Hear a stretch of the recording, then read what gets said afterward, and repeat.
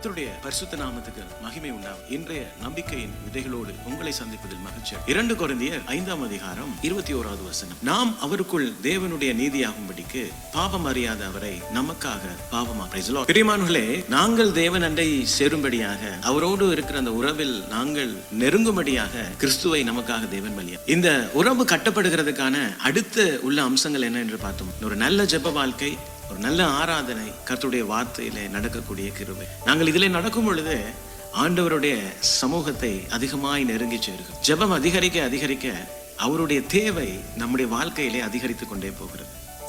அந்த தேவை அதிகரிக்க அதிகரிக்க நம்முடைய வாழ்க்கையிலே அவருக்குரிய கனம் உயர்ந்து கொண்டே போகிறது. அவருடைய நீதி நமக்குள்ளே ஸ்தாபிக்கப்பட்டு கொண்டே வருகிறது. அதே போல நாங்கள் அதிகமாய் நம்முடைய வாழ்க்கையை தேவனுக்கென்று அர்ப்பணிக்க தொடங்குகிறோம். ரட்சிப்பை பெற்ற ஒவ்வொரு தேவ பிள்ளையும் செய்ய வேண்டிய முக்கியமான காரியங்கள். ஏனென்றால் நீதி என்று சொல்லப்படும் பொழுது அதை நாங்கள் சம்பாதிக்கவில்லை. அது கிறிஸ்து நமக்கு இலவசமாக சிலுவையிலே பெற்றுக் கொடுத்த ஒரு காரியம். நாங்கள் தேவ பயத்தோடும் கனத்தோடும் நம்முடைய வாழ்க்கையிலே நடக்கும் பொழுதுதான் அந்த நீதி நமக்குள்ளே உறுதியாக ஸ்தாபிக்கப்படுகிறது.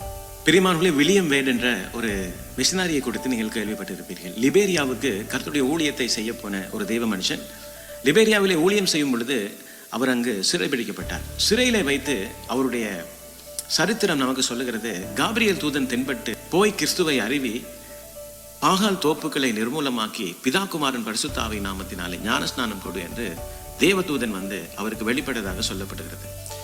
சிறையிலிருந்து வந்தவுடன் அந்த வார்த்தைக்கு கீழ்ப்படிந்து ஒரு வேதாகமத்தையும் ஒரு சிலுவையும் எடுத்துக்கொண்டு அந்த லிபேரியா தேசங்கள் முழுதுமாய் போய் கர்த்தருடைய சுவிசேஷத்தை இவர் பிரசங்கித்தார். கிறிஸ்துவின் சுவிசேஷத்துக்கான அந்த ஆரம்ப விதைகளை மேற்கு ஆப்பிரிக்க நாடுகளிலே இவர் விதைத்தார். பிரியமானவர்களே, இந்த விதைகள் எல்லாமே ஒரு சபையாக மாறின. இவருடைய பெயர் மற்ற மிஷனரிகளைப் போல பிரபலமாகவில்லை. ஆனால் அந்த விதை இன்றும் பலன் கொடுத்து கொண்டே இருக்கிறது. கர்த்தருடைய பரிசுத்த நாமத்துக்கு மகிமை உண்டாவதாக. இந்த வசனங்களோடு கர்த்தர் தாமே உங்களை ஆசீர்வதித்திருப்பார் நான் விசுவாசிக்கிறேன்.